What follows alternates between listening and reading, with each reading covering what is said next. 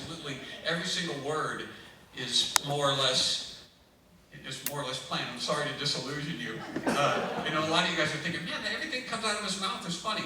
No, it's all of the funny stuff I throw away before I get up on the stage. And so all you hear is the rehearsed material.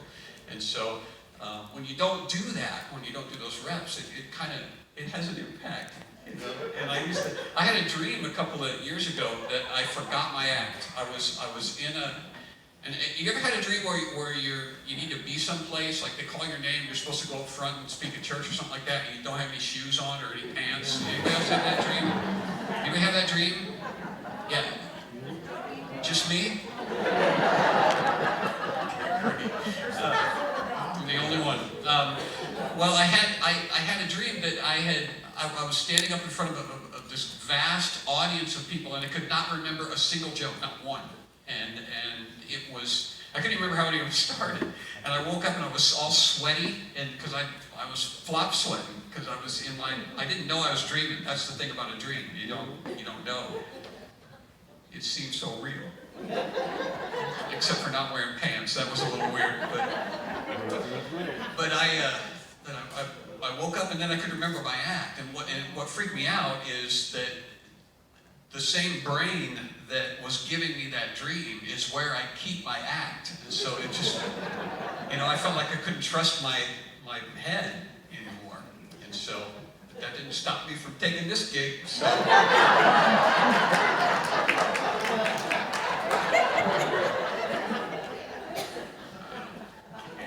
So what I'm going to do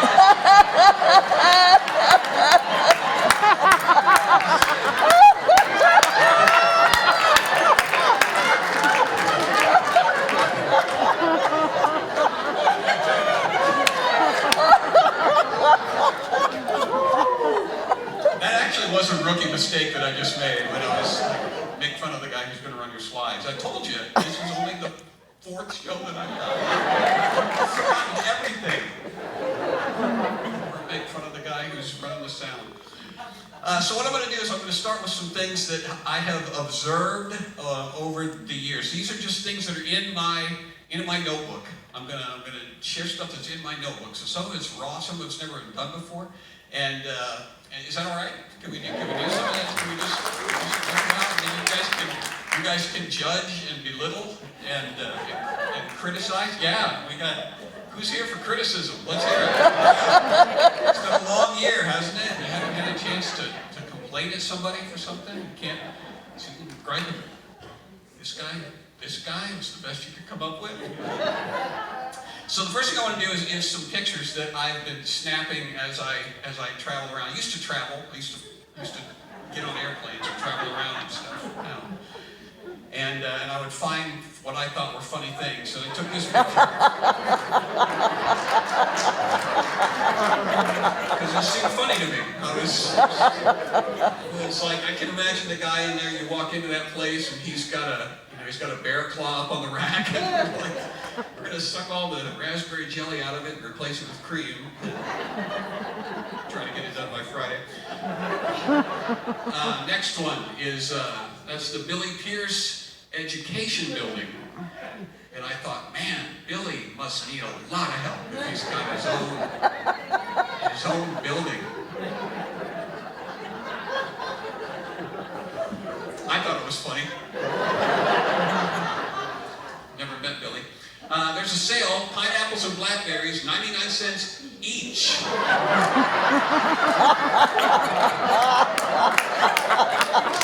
That is a great buy on pineapples. Those are some expensive blackberries. Alright, there, McDonald's is running a sale, 2 for $5 quarters.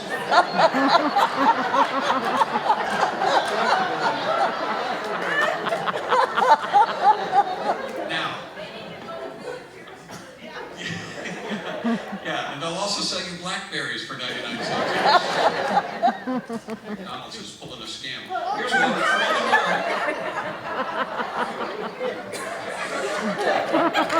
It's free, you guys.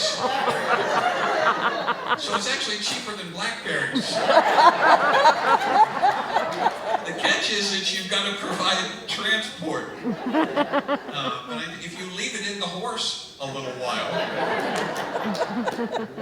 it will transport it for you. All right, next one is, I'll just let that one simmer for a second. Oh my gosh. Big exit sign and then 2 signs underneath it saying not an exit. And so that created an existential crisis for me. I was actually doing that at a convention center, and that was actually right off the stage. I pointed over there, and they didn't think it was funny. And this is my favorite one, the Moody Room. Underneath it, welcome women's conferences.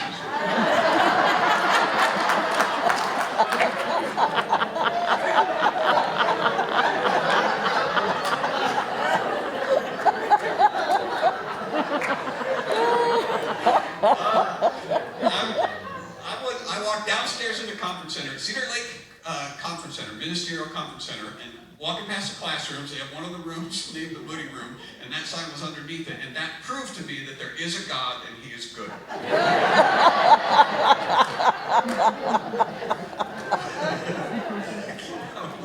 Planning meeting. Where are we going to put the women's conference? Well, Oh my gosh. where else? So one of the questions I get as I travel around most frequently is where do you get material? That's a question that people ask me. I think that's what they're asking. They might be saying, why don't you get material? They say, where do you get material? Material is everywhere. It is literally everywhere. All you have to do is open your eyes and observe it. And I think that Christian people should do that more than anybody. I think that we should keep our eyes open and see the stuff that's funny around us. So you sort of agree with that? Because we have the most stuff to laugh about. I said before, you could spend forever in heaven. And it's Christian people that ask this question. I used to do shows back when I was a comedian. I used to do shows in lots of different places. I would do comedy clubs and colleges, and I did a lot of corporate events and churches. I would go to church and do shows. And it was just the church people. And we got any church people here? Any of you guys go to church? It's like you're not sure what to do. You're not sure whether or not you should admit it. I just think I'm going to judge you if you go to church. But it's the church people who would ask this question. Church people would walk up afterwards. They say, "Do you think God has a sense of humor?" Yes. Do you think God has a sense of humor, John? I'm like, well, I think He made church people. Yeah, I think God has a sense of humor because where we get it, we didn't think of laughter, right? That wasn't our idea. That was given us by a higher power that knew we were going to need it to get through life. Because He knew we were going to have hardships. He knew we were going to have struggles. He knew we were going to get married. He knew stuff was going to happen. So laughter is a gift. It's a gift from God. It's manifest in every single one of you.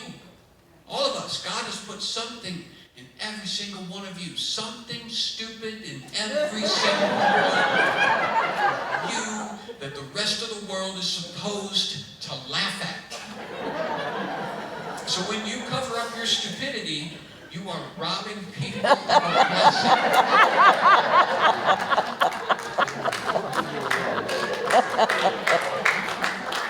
That's called a sin. It's a sin to cover up your stupid. You got to let it out. And we got to start by just acknowledging it in ourselves. That's the thing that we struggle with in this culture. That's the things that everybody struggles with in culture now. Everybody is so trying to project perfection. Everybody is trying to cover up their flaws. That we can't laugh anymore. It's killing us. So Christian people, we should start with us. Let's just acknowledge the things that we do. We go to church, we say stuff, it's loaded with stupid. It is. We say things like, we're just here to introduce people to Jesus. We just want to introduce people to Jesus. And Jesus already knows everybody. Doesn't he? He's like, I know how many hairs you have on your head, but I am not good with names. I heard a preacher say, God is moving here. God is moving here. I thought, wow, this must be a nice neighborhood. He lives in heaven, he's moving here. The property value is going to go through the roof. Can you imagine having God as a neighbor? That would be awful, wouldn't it? I feel like he's always watching us.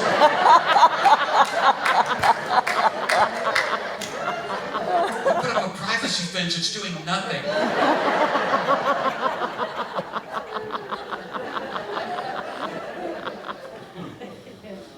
This nice lady in church walked up to me 2 years ago. That was a joke. She walked up to me in church. This really sweet lady, and she says, John, God is not finished with you yet. And I think she's probably right, but I do think he's done making improvements. Because I turned 50 like 5 years ago, and things are still changing, but they're not getting better anymore. You know what I mean? It's like God is looking down every day. All right, I'm not done with John yet. What can we do? I know, we'll push the veins in his legs a little closer to the surface. So when he wears shorts, it looks like an aerial map of Argentina. We'll take the hair off the top and jam it in his ears.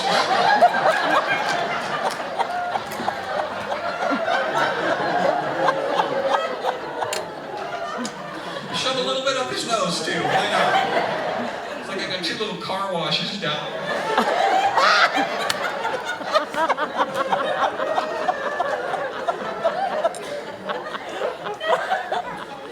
Get that one long one that just grows straight out. you know what I'm talking about? It comes down and then it goes in a right angle. It's like parallel to the floor. So it's just coming right at you. It just... You can't see it in the mirror. It's just longer and longer. I didn't know it was there until the guy sitting in front of me in church started going like this.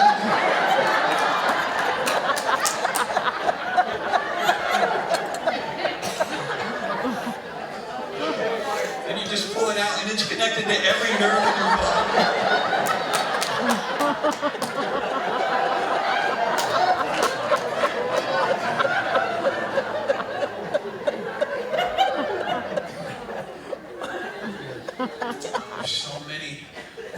There's so many obvious things that are funny that we ignore and we don't pay attention to. You've done this.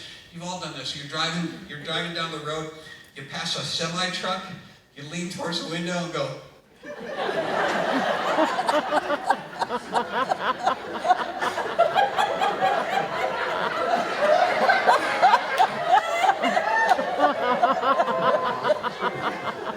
It's fairly stupid.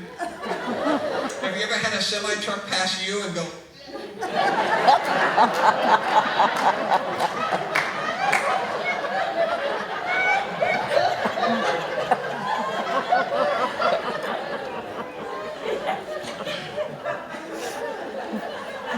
It's funny how we boss semi-drivers around, isn't it? We think they'll just do our bidding if we make some. We don't do that with other people, all right? You don't pass the construction zone and look at those guys and go.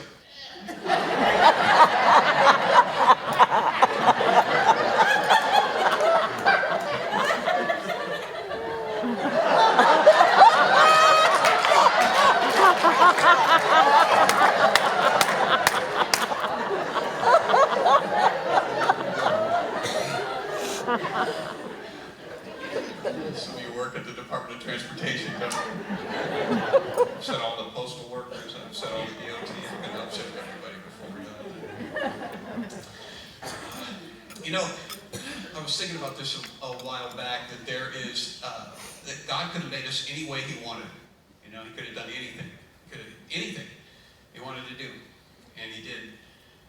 You know, what you got going on there. That was God's idea. They did that. Look at your neighbor. You could have done anything.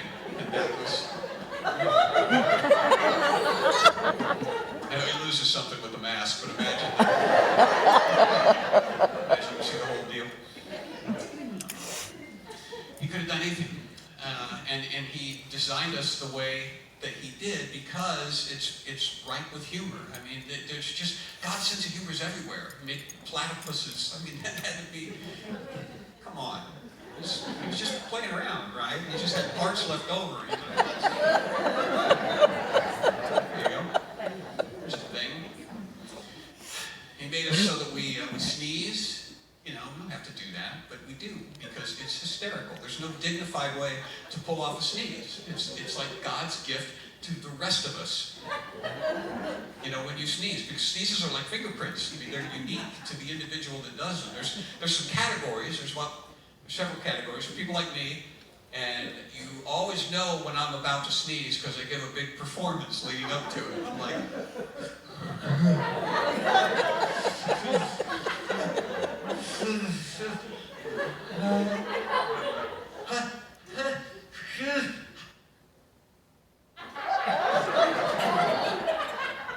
And then it's just gone. It just disappeared. And I get stupider. But then I have a friend of mine that there's no warning when he sneezes. You're in the middle of a conversation and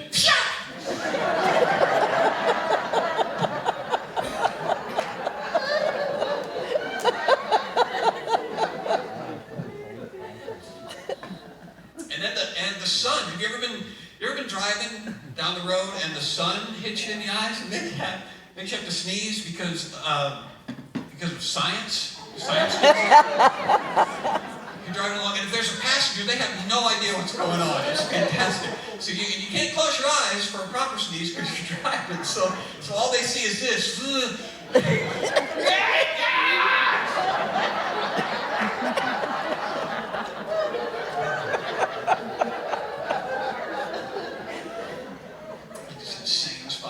Road rage. Now my sister Bonnie, when she sneezes, and it's usually just girls. It's usually just girls that do this. There's a big buildup. She goes. Yep. Can that be good for you, ladies? You can't have without chew. It has to go somewhere. It's going to wind up on your thighs.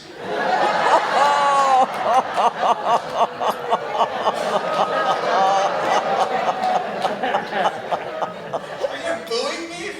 Yeah. Boo-worthy line. I'm trying to help you. That's not cellulite. That's just unreleased chew.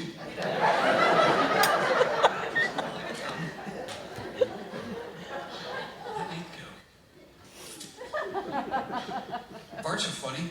Oh my gosh. I know some of you disagree. You're like, no, they are not. And with all due respect to you, proper people, you're wrong. The proof that God has a sense of humor. They're not just funny. They're divinely funny.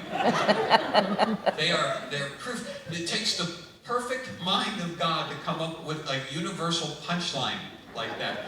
They require no setup. You don't have to speak the language. And no matter how many times you've heard it before, you still laugh.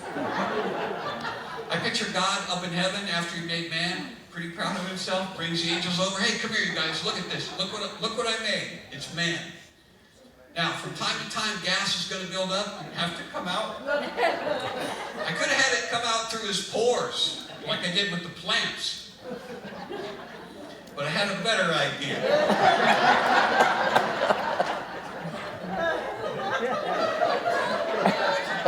Check this out.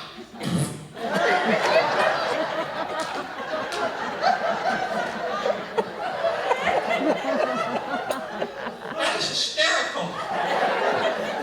What's that smell? I know, I thought that up too. That is so deaf people can appreciate them.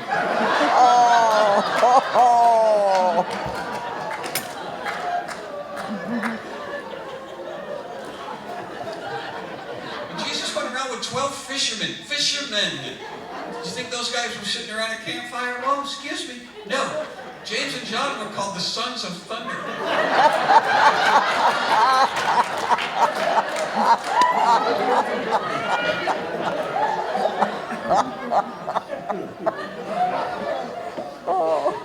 So the actor's not the only one who knows the Bible.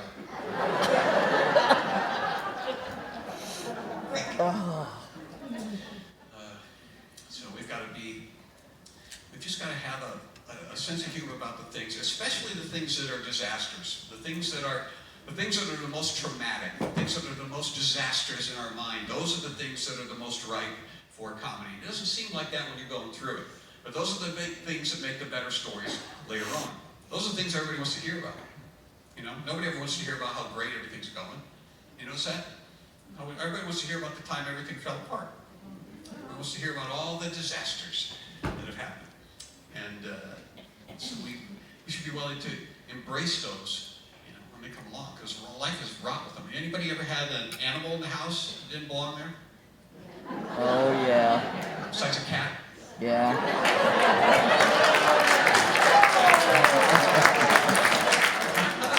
Okay, that was a little tester line to see how evil you guys are. Good, you're my people. I'm not a cat person. I don't have anything against cats. I don't have anything against them. I think a cat is a great thing to have at your house when you come home from a long, hard, you know, stressed out day. You don't want to accidentally be mean to the dog.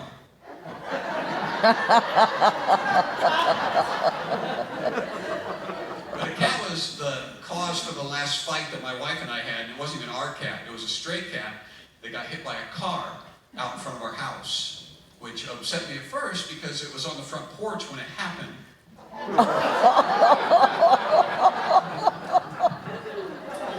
But the fight was about what to do with the cat afterwards. I just wanted to put it in a box and bury it in the backyard, and she wanted to wait and see if it died. Turn me down, cat haters.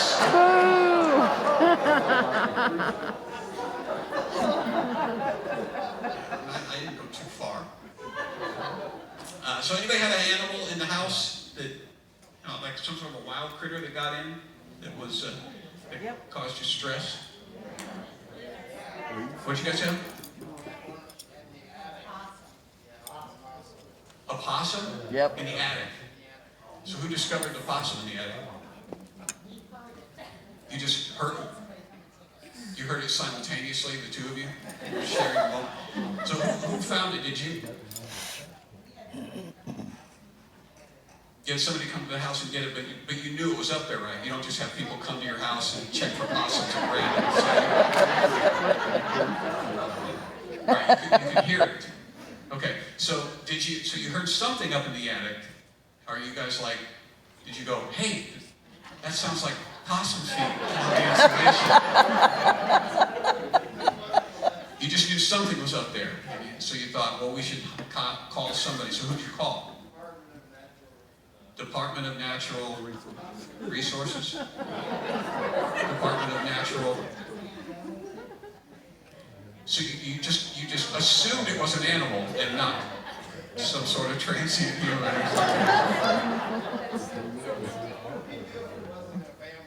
You knew it wasn't a family member. You took a head count and all the kids were there. All right, it's got to be something. It's not one of ours.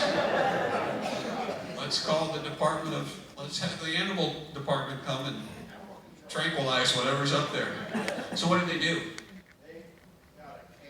They got a cage. They put it up there and then and it didn't catch it. What a shock. They just put a cage up there and said, well, he'll probably wander in there at some point. When he does, when you listen for it, when you hear little footprints and then a clank, you call us. So they put a cage up there, but that didn't work. So then what happened? They put another cage up there. Yeah. They put one cage didn't work. So they put it on the roof. But he was in the attic, right? So the cage on the roof was, he would get out at night and go up on the roof. You assume, how do you know he was up on the roof at night? Remind me, I need to tell you the possum story. It's You hysterical. just figured, where else would he go, right? He's got to be up on the roof. He's not in the attic anymore, so he's got to be up on the roof, probably. Is there still a possum in your attic? Is that why you guys are here this weekend? Because you're waiting for the cage to slam shut? Yeah. You want us to pray for you? So I said, did the cage eventually work? One of the cages work? Which one worked? The one on the roof? Seriously? I would not have guessed that. And so did the guys come back and get the cage, or did you have to go up and get it yourself? They took care of everything. Okay. All right. Well, that's a very humane ending to that story. Yeah. Anybody want to top that? You got a better story. The hands are flying up all over the room. So there. What'd you guys have? A flying squirrel. See, it's already better. So where was the flying squirrel at?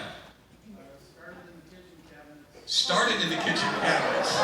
We're going on a journey. Started in the kitchen cabinets, and what happened? So who found the squirrel? Which one of you?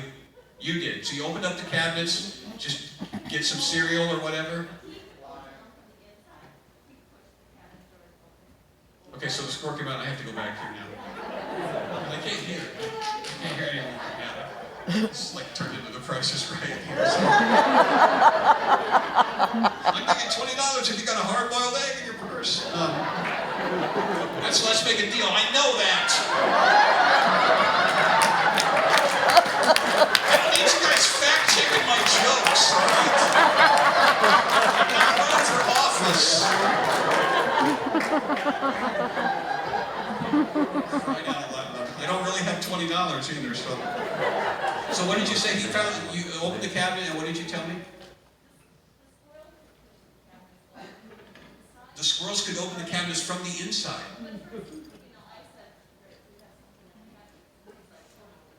Okay, you said we have something in the cabinets, and he said, no, we don't.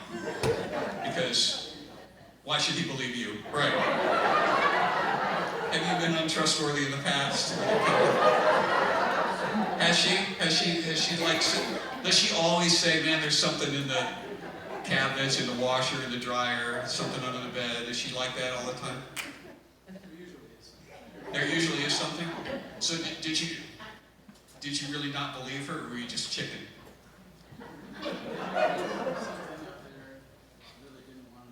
You knew there was something up there, but you thought if you would ignore it, eventually it would go away.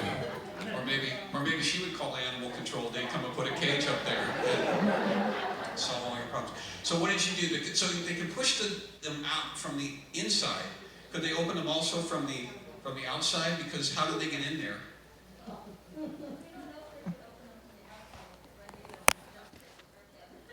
So you just duct tape the cabinets closed?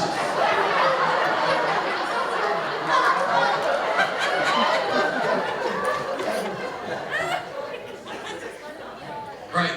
So you heard some sort of varmint, and you're like, why don't we just seal up? Let's just seal that up.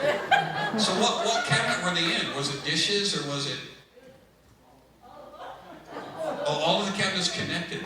So it was like a sort of an apartment complex for the flying squirrels. They just had the run of all of your cabinets. And you taped them all closed? Yep. Okay, and so is that the end of the story? Are there like flying squirrel bones up in yours? Are they? Then it moved upstairs. The squirrel did? Oh, in the walls, okay. Behind your headboard. And they would party at night. Well, because they had access to the liquor cabinet. That's on you. All right, so you said they. Was there more than one? Okay, so how do you know that? Because you saw when you put the sticky traps up, you caught a whole family of them, didn't you? Were they adorable? At first. So is that how you got rid of it? You put sticky traps up there, and that did they die? Come on. Eventually? You guys moved out and left?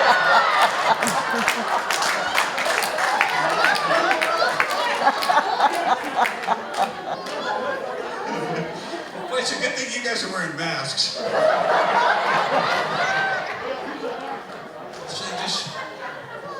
So they just taped up the cabinets, trapped a bunch of squirrels into sticky things, and then sold the house.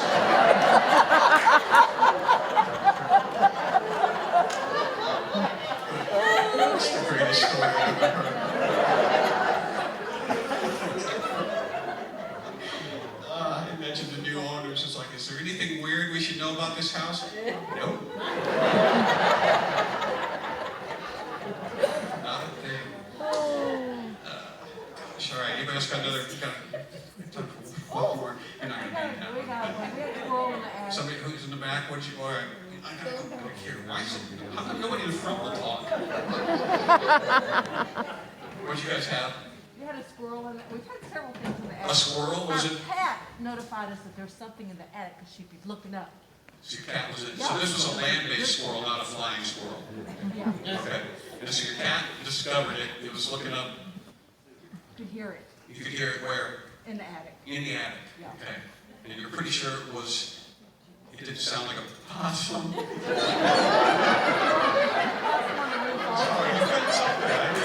We already had the possum on the roof. You already had the possum on the roof? Or are you making fun of them now? So, you seriously had a possum on the roof? Two people had possums on the roof here. Possum behind the dryer. It's a long alcove, triangular shape, Right. putting up Christmas lights, reaching up, well, why are all these leaves here, pulling them out? I thought, ooh, maybe I should look. And I looked and go, oh, there's a possum there. So there's a possum like nest up on your roof when you put the Christmas lights up? So what did you do? Did you leave it there or did you just... I left the possum. I wasn't going to mess with the I would possum. have thrown lights around him. But there's a squirrel right in the attic. All right, so squirrels in the attic. So what did you do to get rid of the squirrel? Go ahead. Go ahead. Go ahead. Go ahead. Well, I thought he figured out that it wasn't squirrel. Right. And I saw him come out and go back, and this was one evening before it got dark. I built a little tent piece and I covered the hole. Well, he'd gone to bed early. He was already in the house. So you locked him in. You know, I heard a story about tape. I heard that story too. I had somebody told me once they taped the squirrel in their cabbage. So you locked him in the house and then what So happened? he's in the attic, yes. And so the next morning, like Saturday morning, I'm in the recliner, watching TV, and all of a sudden there's all this racket over there where I put up the block where it could supposedly get in. Right. I was like, he's already in. Right. And so I finally, got out the ladder and went up there and took the cover off and he came out. And he could look through the window above our front door, and he's out there on the edge of the roof looking at me. It's like he knows I'm the one that did it.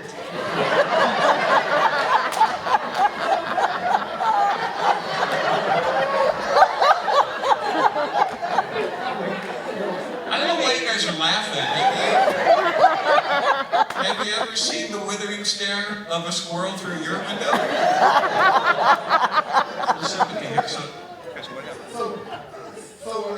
I went out and ran him off and I got him to put the cover back on. Right. But for like at least 2 or 3 weeks, whenever I go outside, there'd be this squirrel just busting at me. He's coming. I was the one. So you just go, for like 3 weeks, you just glared at you, and then Well, what? he just chattered. Oh, you chatter. Oh, yeah. So what do you say? He didn't like me at all. That's what he's telling me. He didn't like me at all. A few hickory nuts got thrown at him also. Okay. So is he still there, or did he eventually? Well, it's been years, so he's gone. He's gone now? Yeah.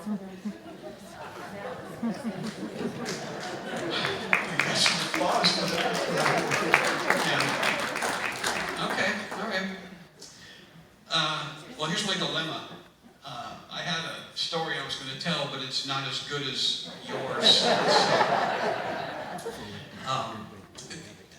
When you get animals in the house, any of those sort of stressful moments. Try to remember that those are the stories that are going to be repeated over and over and over for the rest of your life. Yeah. You know, and so He's right.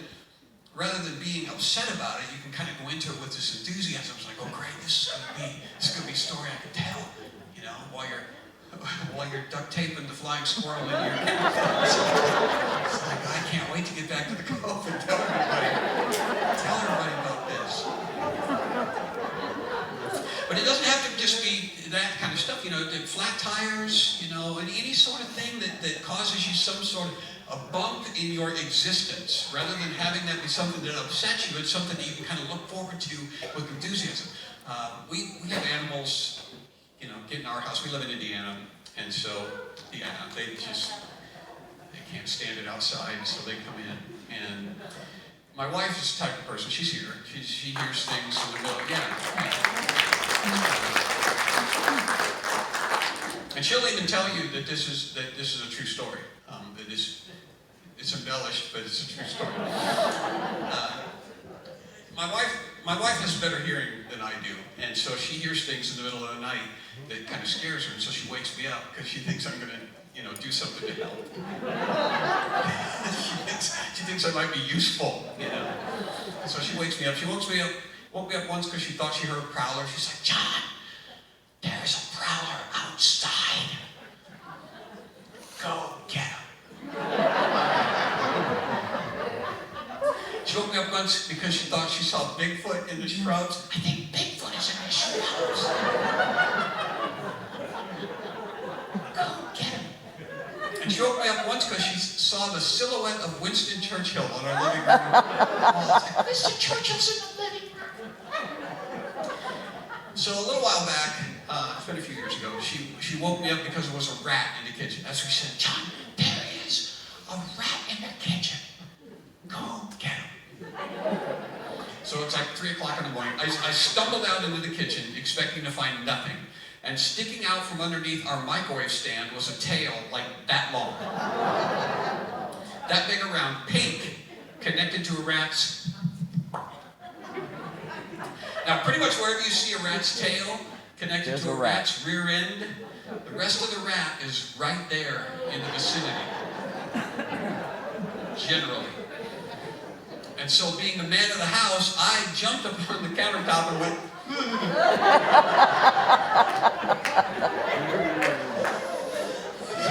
what are we going to do about this? And she said, that's why I woke you up, Tarzan. I said, all right, let's duct tape the kitchen closed.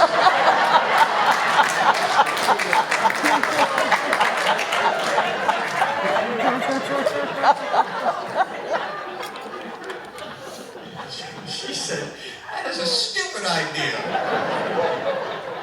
And actually, that was my first idea. Do we need a kitchen? She said, we're going to have to do something else. And so I got a broom, which is the sworn enemy of the rat. I saw that on the Nature Channel. So my idea was, my wife opened the back door, and I was going to use the broom to scare the rat out the back door. So, I'm still standing on the countertop. I grabbed the microwave stand, and as I pulled it, looking up at me from the floor was not a rat, but a possum. Yeah, it was a possum. They looked similar from the rear. And my first thought was, you know, he does look a little bit like Winston Churchill. I kept that to myself. 3 o'clock in the morning, broom in hand, I made the scariest anti-possum noise I know how to make. Ha! And the possum just went. He didn't even flinch. And so I said to my wife, all right, close your eyes, darling. I'm going to have to make physical contact with the varmint. So I took the broom, full swing, hit the possum. The possum went, ugh!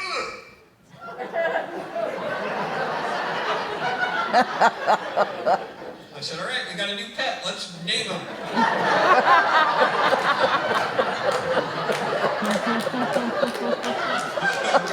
I vote for Sweepy. I had no idea what to do. I thought, well, maybe I could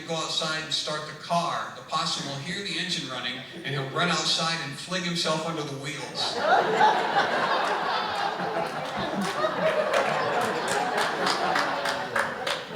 It's a Midwestern joke. You guys have seen possums before, right? I was 16 before I realized they weren't born dead in the middle of the road. So what I did, for those of you who demand closure this evening, was I got a cooler, and a red cooler, and I flipped it over the possum. He just let me do it. I just walked up to him, I had the cooler upside down, boom, set it down over the possum. He sat there, set it down. Then I got a flat cookie sheet, flat metal cookie sheet, and I slid that underneath the cooler, right? And I just picked him up and carried him out to the Chinese restaurant.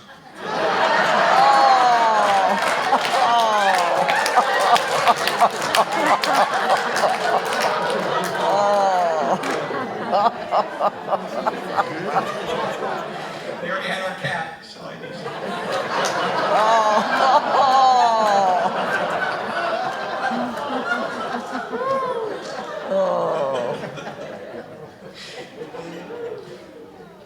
So, anyway,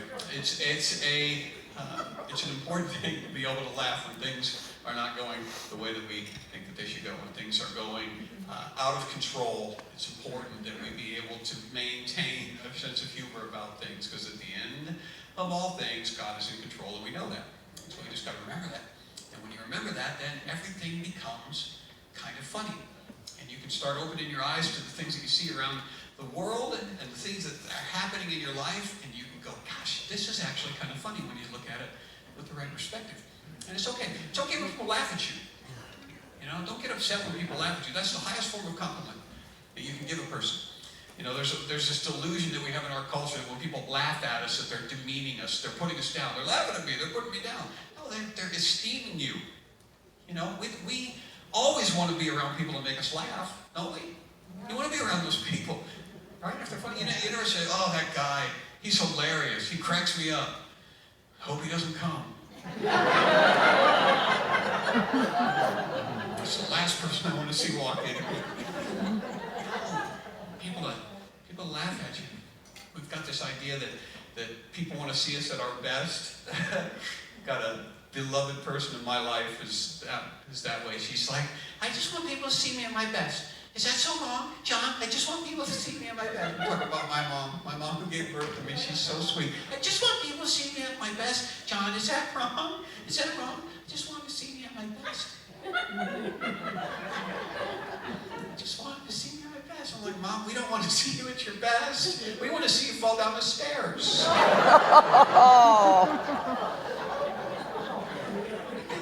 We don't want to see her get hurt, but she's hilarious. My mom is the funniest person in the world. My mom is the greatest sport because she is always the quickest one to tell us stupid things that she's done. My mom will remember dumb things, and she will say them to us. She never hides any of them. When we were growing up, my mom had classic phrases that she would use over and over again. Some of you maybe use these phrases, like, if there was more than one way to accomplish a task, my mom would say this, well, you know, there's more than one way to skin a cat. Mom, how do you know that? Yeah, it's creepy. If Mom didn't want to stay out late at a party, she would say this, I don't want you staying out at that party till the last dog is hung. Mom, I'm going to come home after they hang the first dog. What kind of party do you think I'm going to? It's youth group.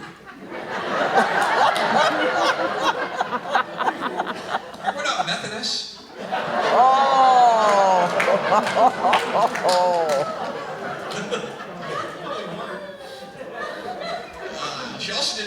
She also didn't want to stay out till the cows came home. She would say that. I want you staying out till the cows come home. Like, Mom, I have lived here my whole life. The cows have never come home. I don't think they know they live here. Or they might have seen what you did to the cat.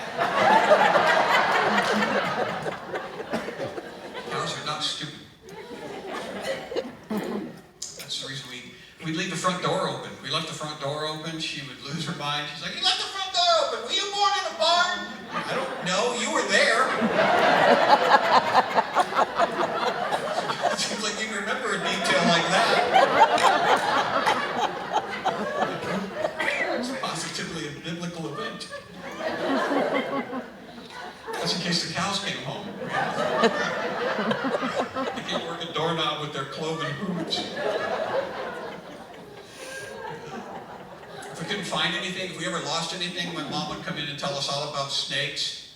Like if I couldn't find a sweater, Mom would march in, your sweater is right there. If it had been a snake, it'd have bit you. If it had been a snake, I wouldn't have been looking for it. That's the reason we never lose snakes, Mom. It's like, I can't find my snakes. I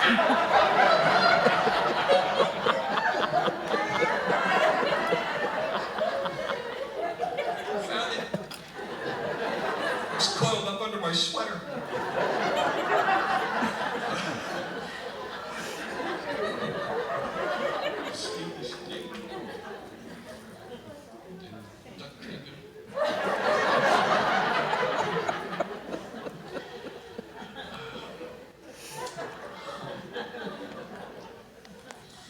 My mom was standing down at the foot of the stairs one day, and when I was in high school, my room was at the top of the stairs and around the corner, so my mom couldn't see into my bedroom from the foot of the stairs.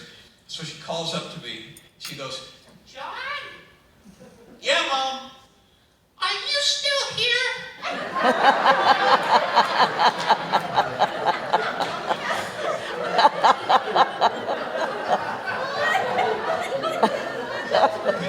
Nope, leave a message.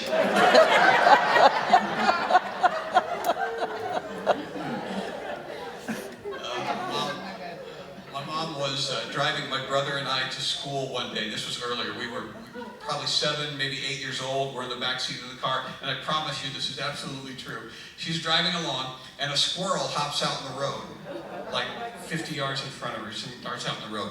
And my mom seizes this opportunity as a chance to teach her boys something that will be useful to us later in life. And she goes, oh, there's a squirrel.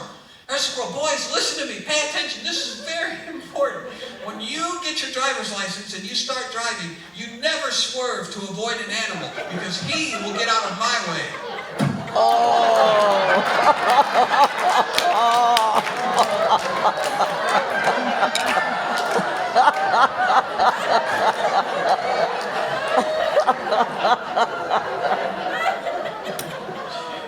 Just flatten him.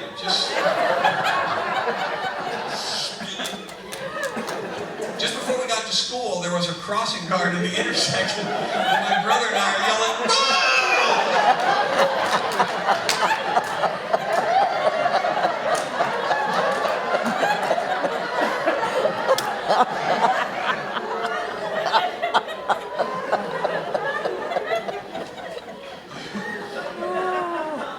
His poor wife. His poor Don't get wife. upset when your kids laugh at you, or your grandkids, or anybody in your life that's close to you. If you gift them with laughter, that is a blessing. It's a blessing to them. Don't be upset. Don't get your feelings hurt when people laugh at you. That is a compliment. It's the good news. You know, when people laugh at you, they're not insulting you.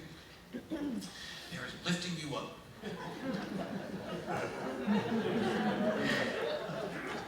So don't be afraid to try things. Don't be afraid to say things. Don't be afraid to say things that might be stupid. You know, because you never know. You never know. Maybe they are. If they are, it's even better. It's better. We had I told you I was going to do some stuff that is brand new, and I'm going to, just because I want to demonstrate how you can say things that aren't funny and are stupid and live to tell about it. I assume. All right, here's a few thoughts. We become we become so sensitive about making sure that we don't hurt people's feelings that we offer all of these caveats before we say things that are true anymore to people. We don't just come right out and say true things to people. Yeah. Now we have to offer all of these qualifiers, you know, and it's kind of annoying to me because it's like, okay, now I don't want you to take this the wrong way. And I'm not perfect myself. Believe me, I have made my share of mistakes. I am not a perfect person. I have done a lot of boneheaded, dumb things. And so I'm not saying this to criticize you or to put you down. Do you understand? I'm not saying that I'm better than you in any way, shape, or form. I don't even know you. I don't know you. I don't know your life. I don't know your story. I don't know what kind of a day you've had. I don't know what kind of a year you've had. I don't know how much money you make. You're probably an excellent parent. You probably pay your taxes. You probably go to church. I'm sure that you're a good person. And so this is in no way, shape, or form meant to say that you are not of value as a human being. But your shoe's untied.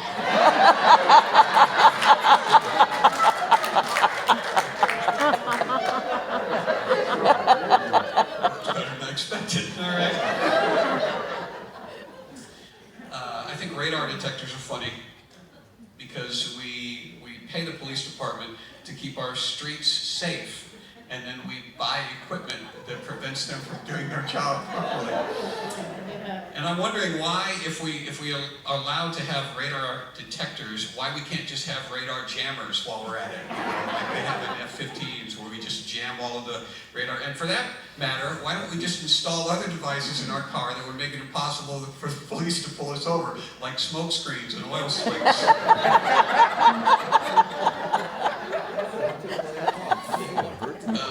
I thought this was funny, that I grew up in an era before there was electronics, before there was word processors and things like that. And so when I didn't have my homework, I just didn't have my homework. But when my kids grew up, there was electronics, and my son made the excuse to his teacher once he came home, and he said, "Oh, I didn't have my homework today." And I said, "Well, what did you say?" She said, "I told her that I forgot to save it." And I was like, man, I wish I'd have known that that was a viable excuse when I was a kid. It's like, yeah, but where's your homework, John? Oh, I forgot to save it.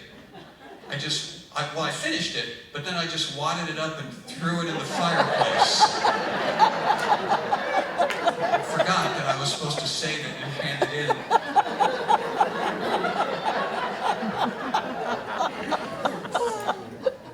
There's some things that we say now that if we had said them just 30 years ago, people would look at us like we're crazy. You know, the language is always evolving. And so certain things that we say today, we don't think anything about them. But if you said those things 30 years ago, people would go, "What in the world are you, like, Google it." You know, I tell people to Google it. "Hey, what's the capital of Montana?" "Google it." "Hey, why don't you Google it?"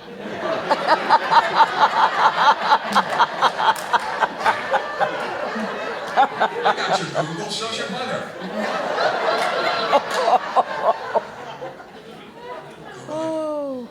Or butt dial. Imagine saying that to somebody 30 feet.